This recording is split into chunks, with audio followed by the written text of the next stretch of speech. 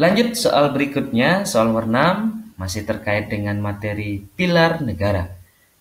Dinyatakan Pancasila merupakan falsafah negara, sehingga dalam urusan penyelenggaraan negara hendaknya sesuai dengan nilai-nilai yang terkandung dalam Pancasila. Di bawah ini yang merupakan penyelenggaraan negara sesuai dengan nilai persatuan. Tampak pada kita diminta untuk menyesuaikan terkait dengan sikap berdasarkan nilai persatuan, nilai sila yang ketiga. Silakan teman-teman untuk memilih sekiranya jawaban yang terbaik menurut teman-teman dari opsi yang ada, apakah A, B, C, D, ataukah opsi yang E sebagai opsi yang terakhir. Ini merupakan tipe TWK yang sering sekali muncul di soal SKD. Karena apa? Karena terkait dengan pilar negara, kita diminta untuk menganalisis tindakan yang sesuai dengan sila pertama, kedua, ketiga, keempat, maupun sila yang kelima. Maka dari itu, kita harus kuat secara teoritik, secara konsep bahwa nilai persatuan, nilai dari sila yang ketiga terkait dengan nasionalisme, cinta tanah air, patriotisme, persatuan dan kesatuan. Erat kaitannya dengan bagaimana bangsa dan negara. Kalau kita perhatikan opsi yang A, pemerintah mengupayakan pengembangan sistem jaminan sosial. Kalau terkait dengan hubungan pemerintah dengan rakyat, apalagi dalam konteks soal nomor A ini adalah jaminan sosial. Jaminan sosial itu maksudnya apa? Jaminan sosial itu maksudnya misalkan ada namanya program Kartu Indonesia Pintar, Kartu Indonesia Sejahtera, Kartu Indonesia Sehat. Ini merupakan jaminan sosial yang diberikan oleh pemerintah kepada warga negaranya. Ini bukan sila persatuan, tapi sila yang kelima, keadilan. Sehingga opsi yang A kurang tepat. Lanjut opsi yang B, pemerintah berusaha memberikan kebebasan kepada warga untuk memilih pemimpin dan wakil rakyat.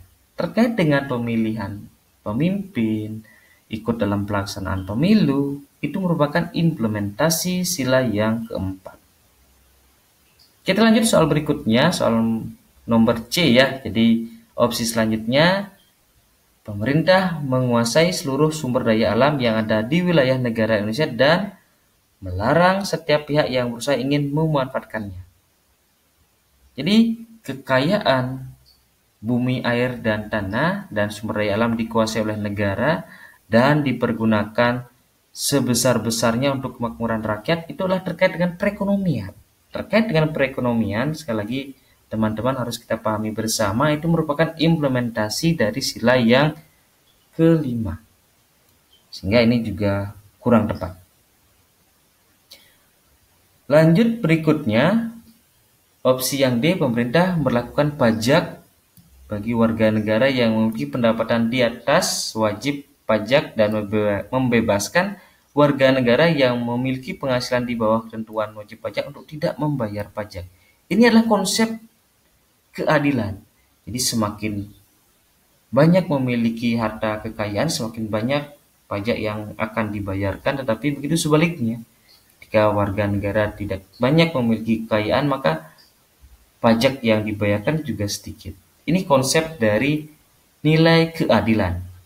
Sehingga penyelenggaraan negara sesuai dengan nilai persatuan itu nampak pada opsi yang terakhir, opsi yang E. Pemerintah memberikan kebebasan bagi warga negara untuk mengembangkan budaya yang dimiliki setiap daerah serta mengakui keberagaman tersebut sebagai suatu kekayaan budaya nasional. Sekali lagi, opsi yang paling tepat inilah nilai persatuan, opsi yang E. Kita lanjut ke soal berikutnya, soal nomor 7. Soal nomor 7 masih terkait dengan pilar negara, khususnya Undang-Undang Dasar 1945 sebagai Konstitusi Negara Indonesia, di mana dinyatakan bahwa perubahan Undang-Undang Dasar Negara Republik Indonesia tahun 1945 dalam pasal 24 ayat 1 dimaksudkan untuk mempertegas bahwa tugas kekuasaan kehakiman dalam sistem ketatanegaraan Indonesia yakni untuk, jadi kekuasaan kehakiman di sini. Sekali lagi, kekuasaan kehakiman itu dimiliki atau dipegang oleh Mahkamah Agung dan Mahkamah Konstitusi. Kemudian, apa tugas kekuasaan kehakiman dalam sistem ketatanegaraan Indonesia? Apakah opsi yang A, menyelenggarakan peradilan yang cepat dan tidak berbelat-belit bagi para pencari keadilan di Indonesia? Apakah opsi yang B, menyelenggarakan peradilan yang berpihak pada masyarakat kelas bawah atau kecil dengan biaya yang murah? Atau opsi yang C, menjadikan lembaga pengadilan yang kuat dan mandiri yang dapat dicampuri oleh kekuatan atau kekuasaan lainnya? Atau opsi yang D, menyelenggarakan peradilan yang merdeka dan bebas dari intervensi pihak manapun guna menegakkan hukum dan keadilan? Atau opsi yang terakhir, menjadikan lembaga yudikatif yang kuat dalam menyelenggarakan peradilan di Indonesia yang mengutamakan kepentingan masyarakat kecil? Wah, selain opsi yang C tadi ya, ini sudah jelas dapat dicampuri mengakibatkan opsi C bukan menjadi jawaban. Tetapi selain opsi C, A, B, D, dan E, ini tipis sekali perbedaannya teman-teman. Maka dari itu hati-hati. Maka dari itu kita harus sering latihan soal dengan harapan bahwa terkait dengan soal penalaran seperti ini jangan mudah terkecoh. Yang diminta adalah dalam sistem ketatanegaraan. Sekali lagi, dalam sistem ketatanegaraan, peran dari kekuasaan kehakiman itu adalah jelas menyelenggarakan peradilan yang merdeka dan bebas dari intervensi. Opsi yang tepat adalah opsi yang D, teman-teman. Di mana kekuasaan kehakiman itu tugasnya adalah menyelenggarakan peradilan yang merdeka dan bebas dari intervensi atau tekanan dari pihak manapun guna menegakkan hukum dan keadilan. Opsi yang paling tepat berdasarkan sistem ketatanegaraan kekuasaan kehakiman itu di lembaga yudikatif adalah opsi yang D, menegakkan hukum dan keadilan. Kita lanjutkan soal berikutnya, soal nomor 8. Negara sangat menjamin kebebasan menyampaikan pendapat. Saat ini, semua masyarakat dapat menyalurkan aspirasinya kepada pemerintah, baik ada kebijakan yang dianggap tidak memihak kepada rakyat, sehingga dari pihak pemerintah juga memberikan ruang bagi masyarakat untuk melakukan kontrol terhadap jalannya pemerintahan, baik melalui penyampaian secara langsung maupun menggunakan media pers.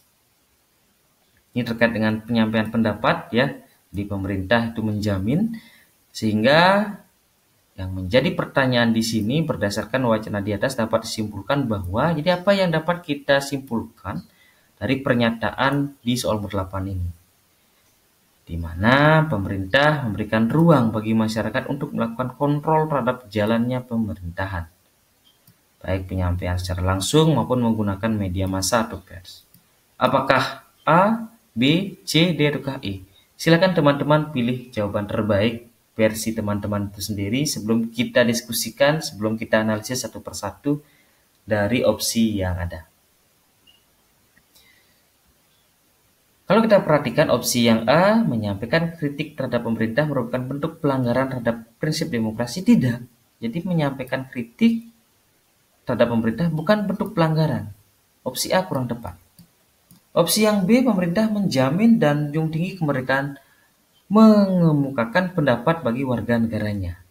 Ini hal yang sangat positif, tapi kita simpan dulu. Kemudian opsi yang C, setelah terjadinya reformasi, masyarakat dapat menyalurkan aspirasi dan kritik secara bebas. Secara bebas ini yang harus kita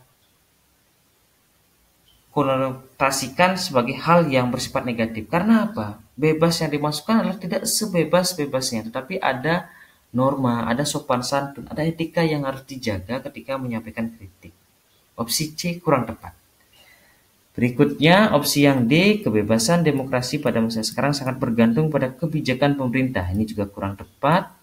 Opsi yang E, pemerintah memberikan batasan, apalagi opsi yang E. Jadi tidak ada batasan kepada pers untuk memberikan informasi terkait pemerintahan pada masyarakat luas. Jadi kalau kita perhatikan, Narasi soal nomor 8 itu dapat kita simpulkan di opsi yang B. Pemerintah menjamin dan menjunjung tinggi kemerdekaan mengemukakan pendapat bagi warga negaranya. Opsi yang B, teman-teman. Kita lanjutkan soal berikutnya, soal nomor 9, di mana dinyatakan sekolah kami mengadakan kunjungan wisata ke Sumatera Barat. Salah satu yang kami kunjungi adalah Danau Minanjau. Danau Minanjau sangat indah. Kami menyempatkan berjalan di tepi danau dan merasakan segarnya air danau. Temanku menuliskan sebuah kalimat pada secari kertas. Kertas tersebut dimasukkan dalam botol dan siap dilempar ke tengah danau. Pemandu wisata kami berteriak, "Indak Buliah membuang sarok di Saka." Sekali lagi, Indak Buliah membuang sarok di Sika. Kalau kita perhatikan, kami bingung dan saling berpandangan. Melihat kebingungan kami, ia mengulangi dengan bahasa Indonesia. Jadi dari menggunakan bahasa daerah, kemudian diganti atau diulangi dengan bahasa Indonesia, jangan membuang sampah di situ. Dalam hal ini, pemandu wisata dari menggunakan bahasa daerah, kemudian para wisatawan itu mengakibatkan kebingungan, sehingga mengulanginya dengan bahasa Indonesia. Ini menunjukkan sikap menjunjung tinggi nilai Pancasila, khususnya sila yang dilambangkan dengan apa. Silakan teman-teman memilih apakah dilambangkan bintang, kepala banteng, padi dan kapas, rantai emas, ataukah pohon beringin yang dilakukan oleh pemandu wisata tersebut. Dari menggunakan bahasa daerah, tapi tidak ada yang memahami dengan baik sehingga diganti dengan bahasa Indonesia. Opsi yang paling tepat ini merupakan sikap persatuan, menggunakan bahasa persatuan. Dari bahasa daerah yang tidak bisa dipahami menjadi bahasa Indonesia, sehingga para wisatawan memahami apa yang disampaikan oleh pemandu wisata itu menunjukkan bahwa nilai persatuan. Nilai persatuan ini dilambangkan dengan, ya, tepat sekali, pohon beringin. Opsi yang I. Sila yang ketiga. Kita lanjutkan soal berikutnya, teman-teman, di soal nomor 10 terkait dengan materi Undang-Undang Dasar dalam tata peraturan perundang-undangan yang berlaku di Republik ini atau di Indonesia. Undang-Undang Dasar 1945 memiliki kedudukan paling tinggi. Undang-Undang Dasar 1945 memiliki beberapa fungsi bagi negara Indonesia. Kemudian yang menjadi inti pertanyaan di sinilah fungsi Undang-Undang Dasar 1945 sebagai sumber hukum tertinggi adalah, ini merupakan tipe TWK full penalaran dengan tidak menampilkan soal yang sangat panjang, tetapi soalnya sangat simpel, soalnya cukup sederhana, tetapi yang menjadi kebingungan di peserta SKD itu adalah pada opsi. Opsi satu dengan opsi yang lain itu sangat mirip, bahkan sangat tipis perbedaannya. Maka dari itu kita harus secara teoritik, sekali lagi, secara konsep wajib memahami dengan baik, termasuk di soal nomor 10 ini, bahwa dinyatakan Undang-Undang Dasar itu merupakan sumber hukum tertinggi. Pada kesempatan video ini, sekali lagi saya tekankan pada teman-teman bahwa Pancasila bukan hukum, tetapi sumber dari segala sumber hukum. Tetap sumber hukum tertinggi itulah Undang-Undang Dasar, konstitusi kita. Hukum dasar kita adalah Undang-Undang Dasar, bukan Pancasila. Sekali lagi, pada kesempatan video kali ini, saya tegaskan kepada teman-teman bahwa Pancasila merupakan sumber dari segala sumber hukum. Kembali ke soal, apa yang menjadi jawaban terbaik ketika dinyatakan Undang-Undang Dasar 1945 sebagai sumber hukum tertinggi? Apakah opsi yang A, B, C, D, atau opsi yang E? Kalau kita perhatikan ini terkait dengan hukum, ya harus kita hubungkan terkait dengan peraturan, norma.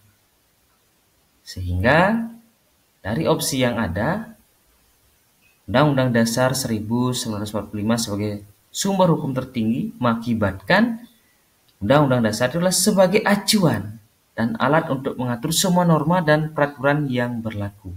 Sekali lagi, opsi yang paling tepat untuk soal nomor 10 adalah opsi yang B. Jadi sebagai acuan dan alat ukur untuk mengatur semua norma dan peraturan yang berlaku. Dari tingkat paling tinggi Undang-Undang Dasar sampai dengan tingkat paling rendah berupa peraturan daerah, provinsi, kabupaten maupun kota. Baik teman-teman, itu tadi soal TWK full penalaran. Jadi tetap semangat untuk latihan soal.